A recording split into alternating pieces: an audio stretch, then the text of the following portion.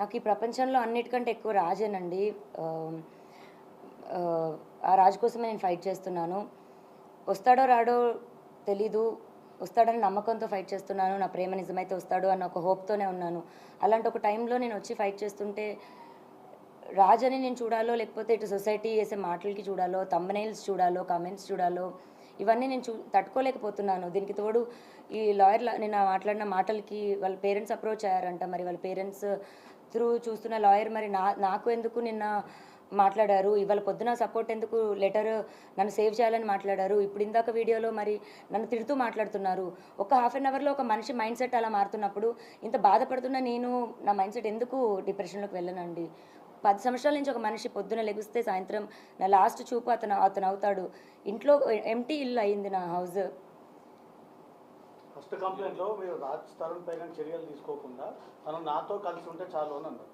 Second కంప్లైంట్లో తను నన్ను ఇల్లీగల్గా ఇట్లా వాడుకుని వదిలేస్తాడు అంటున్నారు. ఇప్పుడు కూడా మీరు రాజ్ తరుణ్తో కలిసి ఉండాలని అంటున్నారు, మళ్ళీ పోలీస్ కేసులు పెడతా ఉన్నారు. కలిసి ఉండాలని పోలీస్ కేసు పెట్టడం కాదండి. పోలీస్ కేసు ఫస్ట్ నేను మాల్వి మల్హోత్రా అని వాళ్ళ తమ్ముడి పైన పెట్టాను. నన్ను బెదిరించారు. అది కూడా ఇంకా కంప్లైంట్ ఒక్కసారికి రాలేదండి. ఇప్పుడు వాళ్ళు ఉన్న 6 మంత్స్ అంటే నాకు విషయం తెలిసిన 6 నెలల తర్వాత ఇంకా నేను భరించలేక బయటికి రావడం జరిగింది. ఆ స్టేజెస్ ఎలా దాటిందంటే ఇంకా లాస్ట్ మాకు తిండి కావాలని అడిగితే అతనికి ఫోన్ చేస్తే ఆవిడ ఎత్తడం కానీ, మా పరిస్థితి మేము చెప్తే ఆవిడ వెయ్యమని చెప్తే అతను డబ్బులు వేయడం, అది ఇంకా పీక్స్కి వెళ్ళిపోయింది. ఇప్పుడు మీ అందరికీ నేను ఓపెన్గా ఎక్స్ప్లెయిన్ చేయాలంటే రోజుకో విషయం బయటకు వస్తుంది. ఆ బయటకు వచ్చిన విషయం కూడా రోజుకొక ట్విస్ట్ అని మీరు వేస్తుంటారు. ఇది ఒక్క రోజుది కాదండి, సంసారంలో ఇంకా అందరికీ జరిగినట్టే జరుగుతాయి. అండ్ ఆ మనిషి కావాలి అని అడిగాను నేను, అంతే.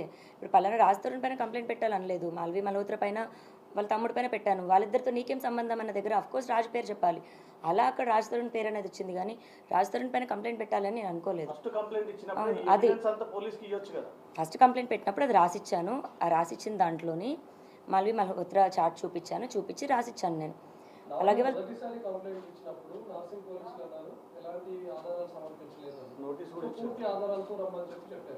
సెకండ్ టైం మీరు వెళ్ళినప్పుడు ఆల్మోస్ట్ 150+ ఫోటోగ్రాఫ్స్ ఎవిడెన్స్ అన్ని కూడా మీరు సబ్మిట్ చేసినట్టుగా తెలుస్తుంది.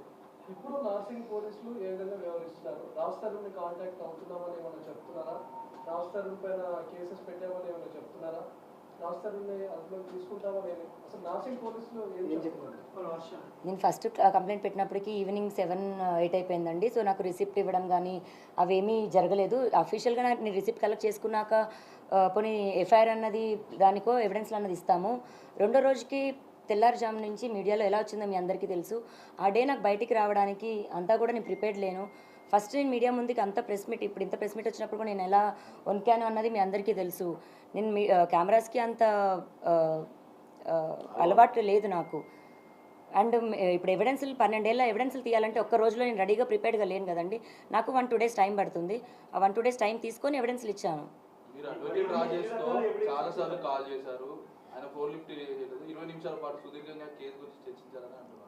చాలాసార్లు కాల్ చేయడం ఏం జరగలేదండి, ఒక్కటే కాల్ జరిగింది.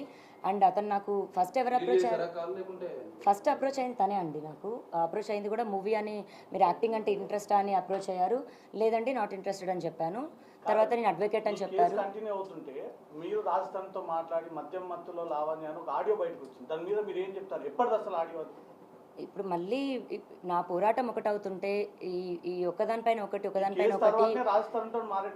లేదండి. అది లాస్ట్ ఇయర్ సెప్టెంబర్ దండి ఆడియో. అది ఆ లాస్ట్ ఇయర్ సెప్టెంబర్ నుంచే నేను మెంటల్గా ఇల్లని ప్రూవ్ చేయాలి అని ట్రై చేస్తున్న టైంలోని 3 రోజులు నాతో అతను చేసిన ఏదైతే బిహేవియర్ ఉందో అప్పుడు నేను ఇంకా తట్టుకోలేక బర్స్ట్ అయ్యి నేను రియాక్ట్ అయ్యి నేను అలా అతను నాకు చేసిన బిహేవియర్కి నేను తిరిగి ఇచ్చింది.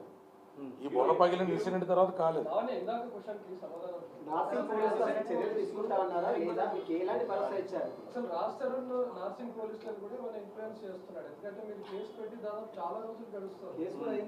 అది మీరు పోలీసులను అడిగితే బాగుంటుందేమో అండి. నేను అడిగాను, వాళ్ళతో టచ్లో ఉన్నాను. స్టేట్మెంట్ అన్నది ఇవాళ కూడా మేము ఇవ్వాల్సి ఉంది. 3 o'clock స్టేట్మెంట్ కూడా రికార్డ్ చేస్తున్నారండి. సోమవారానికి అతని మీద ఏం చర్యలు తీసుకున్నారనేటువంటిది, లేదా అతను యాంటిసిపేటరీకి కానీ క్వాషిక్ కానీ వెళ్తున్నాడు అనేటువంటి వివరాలు ఈ లోపల వాళ్ళ ఒక టీంని కాన్స్టిట్యూట్ చేస్తా అన్నారు. రాజ్ తరుణ్ వేరే బోర్డ్స్ అయితే ప్రస్తుతానికి వాళ్ళకి అందుబాటులో లేవనేటువంటిది మా అడ్వకేట్స్కి ఇచ్చినటువంటి వివరణ. ఆ డిఏ కానీ 3 కలుస్తుంది.